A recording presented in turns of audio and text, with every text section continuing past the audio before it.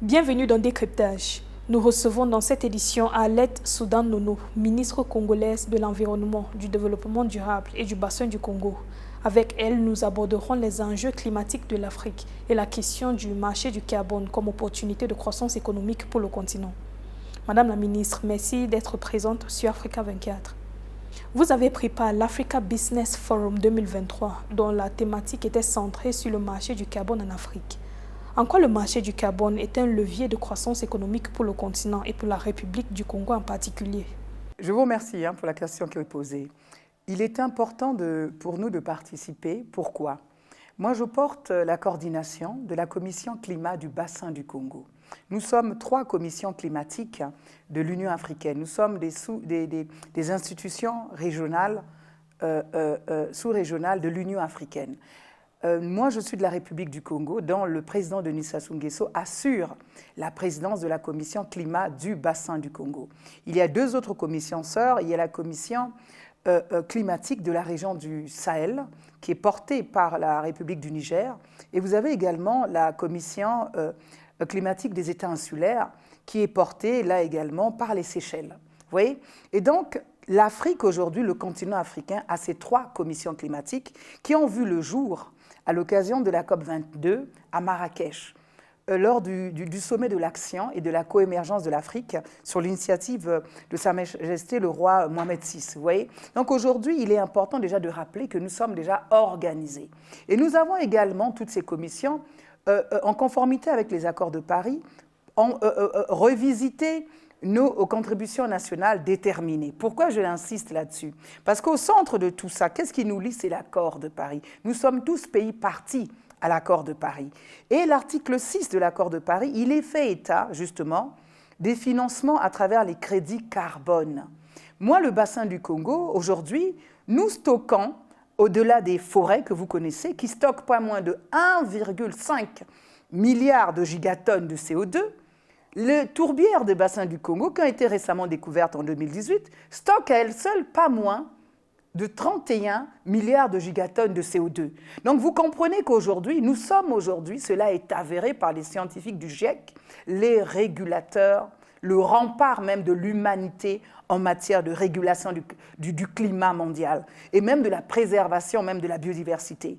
Puisque nous avons, nous, le bassin du Congo, nous abritons également 10% de la biodiversité mondiale. Donc, aujourd'hui, au travers des crédits carbone, nous voulons parler des crédits carbone aujourd'hui souverains, en conformité avec l'accord de Paris, et non les crédits carbone volontaires, où là, c'est un marché pratiquement pas régulé, c'est un Far West.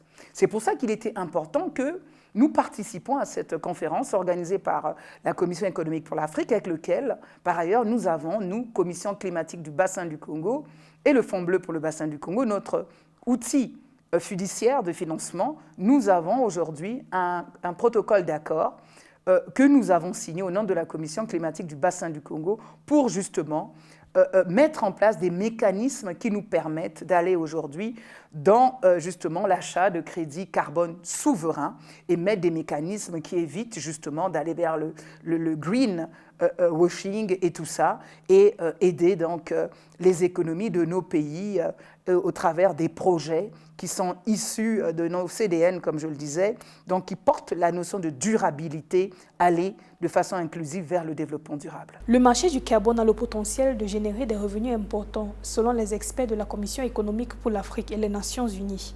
Vous avez présenté pendant ces travaux un projet pilote qui permet à votre pays de se développer grâce aux revenus du marché carbone. Pouvez-vous partager vos expériences avec nous? Ce que j'aimerais peut-être vous dire, c'est vous donner rendez-vous à Brazzaville. Le secrétaire général des Nations Unies a pris l'engagement d'abriter un grand sommet. Un sommet où nous allons nous retrouver tous, toute la planète, au travers de 3 bassins, les massifs forestiers les plus importants de la planète, qui sont le bassin du Congo, le bassin de l'Amazonie et le bassin du Bornéo-Mékong. À tous les 3 bassins, nous représentons 80% de la biodiversité mondiale. Nous donnons également une économie alternative à pas moins de 1,5 milliard de population aujourd'hui. Et donc, il est important de venir à Brazzaville au mois de juin, sous l'égide des Nations Unies. Pourquoi? Parce que nous allons, à côté des scientifiques du GIEC et autres qui seront là, nous allons pouvoir déjà parler de la préservation, de la conservation de nos écosystèmes de façon naturelle, puisque le secrétaire général a lancé l'initiative de la décennie de la restauration des écosystèmes, mais le président Denis Sassou Nguesso vient de faire adopter, à l'occasion de la 36e conférence Assemblée générale de l'Union africaine, vient de lancer la décennie mondiale de la forestation qui rejoint et qui porte un coup d'accélération à ce que le secrétaire général, à juste titre, a porté. Et donc aujourd'hui, nous avons déjà identifié au travers des différentes commissions que nous avons les différents besoins de nos États. Donc il est important de mettre en troisième point les populations au centre. Donc le troisième axe de la conférence du sommet de Brazzaville, ça va être au centre les financements verts, les financements bleus, tout en garantissant que ce soit des financements innovants autour de la notion de durabilité. Donc aujourd'hui, nous n'allons pas simplement aller discourir, avoir une démarche politique, parce que la décision politique, nous l'avons. Mais plus qu'hier, l'Afrique est aujourd'hui en ordre de bataille et l'Afrique est aujourd'hui énormément structurée pour justement pouvoir porter la problématique du climat et être ce rempart pour l'humanité. La République du Congo a lancé le programme BioDev 2030, un programme de développement avec des ambitions de protection de la biodiversité. De quoi s'agit-il concrètement ? Le programme BioDev de 2030 est un très bon programme qui nous permet d'identifier nos ressources naturelles. Nous sommes en train de faire les inventaires de notre biodiversité. Parce que, vous savez, on parle souvent du carbone. On ne parle que du carbone forestier ou du carbone qui est stocké dans les écosystèmes particuliers qui sont celles des tourbières. Mais n'oublions pas que le bassin du Congo, je reprends toujours l'exemple de la commission climatique dont je suis la coordinatrice technique, nous avons également dans la biodiversité du carbone.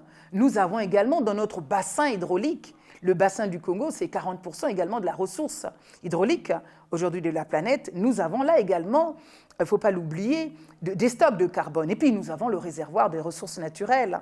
Donc il nous faut aujourd'hui, lorsque l'on parle climat au travers des conférences des parties, qui sont portées par la conférence climatique au niveau des Nations Unies, qui est un acronyme, la CNUC, aujourd'hui cet outil de gouvernance, oui, mais nous avons face à elle l'alter ego, qui est la conférence des parties de la biodiversité.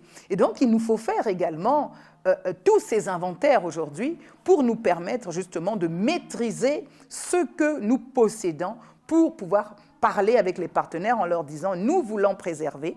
Nous ne pouvons pas serrer la ceinture pour que le monde riche respire, mais nous espérons également que vous comprenez que les érosions, les inondations, l'agriculture qui n'est pas maîtrisée de façon durable peut appauvrir les sols, peut infecter les nappes de couches d'eau phréatique et les mauvaises industries peuvent polluer la qualité de l'air. Et si nous ne contrôlons pas notre agriculture, nous pouvons procéder là également à une déforestation sauvage qui pourrait mettre à mal les écosystèmes. Et là, comme le dit le GIEC, si nous touchons les tourbières du bassin du Congo, qui à elles seules, je le rappelle, stockent pas moins de 31 milliards de gigatonnes aujourd'hui de CO2, je tiens à le dire, je terminerai par là, c'est l'équivalent, accrochez-vous, de 3 à 4 années d'émissions de gaz à effet de serre de la planète, 15 à 20 ans d'émissions de gaz à effet de serre des États-Unis, ce n'est pas peu. Et si nous touchons à ces tourbières, nous les exploitons de façon non durable, eh ben, nous ne pourrons pas maintenir les objectifs de l'accord de Paris, à savoir 1,5 à 2 points de la température de la planète. Et nous allons basculer dans l'horreur entre 3 à 4 degrés Celsius. Donc, aidez-nous à nous aider nous-mêmes, parce qu'il n'y a pas deux planètes, il n'y en a qu'une de planète. Et nous sommes condamnés à œuvrer ensemble. La protection de la nature et de la biodiversité s'impose aux politiques africaines pour profiter au mieux du marché qui abonde à travers la préservation des forêts et des mangroves, entre autres. Quelles sont les mesures que vous mettez sur pied pour assurer une certaine pérennité dans la biodiversité dans votre pays ? Oui, mais dans notre pays, nous avons mis un cadre. Vous savez, lorsque nous travaillons, par exemple, dans le cadre de la coopération, dans le cadre du CAFI, avec un certain nombre de partenaires, nous avons la France avec nous en partenariat, au travers de l'Agence française de développement. Nous avons mis en place un protocole qui s'appelle la facilitation adaptation, qui nous permet justement d'aller vers des mesures d'atténuation, de poursuivre. Nous avons également, dans le cadre de la vulnérabilité aux questions de changement climatique, avec le fonds d'adaptation justement, nous avons là également quelques protocoles qui mettent au centre les populations, parce qu'il n'est pas...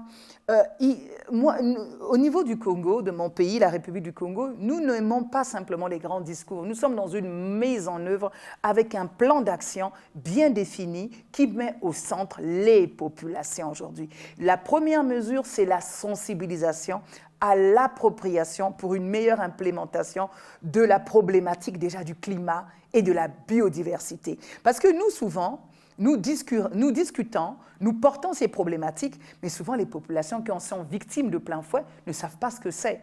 Donc le premier axe pour nous, c'est la sensibilisation, c'est la pédagogie au niveau scolaire, dans les manuels scolaires, au niveau académique de niveau plus élevé, universitaire, et enfin au niveau de la société civile, au niveau des jeunes, au niveau des femmes, et cela vous le retrouvez dans le cadre de notre CDN, et au niveau donc pluriel, où nous avons donc ouvert notre CDN révisé aujourd'hui aux femmes, aux jeunes, et nous avons maintenant pris également des questions de la gestion des déchets, parce que nous sommes également en train d'aller vers des villes intelligentes.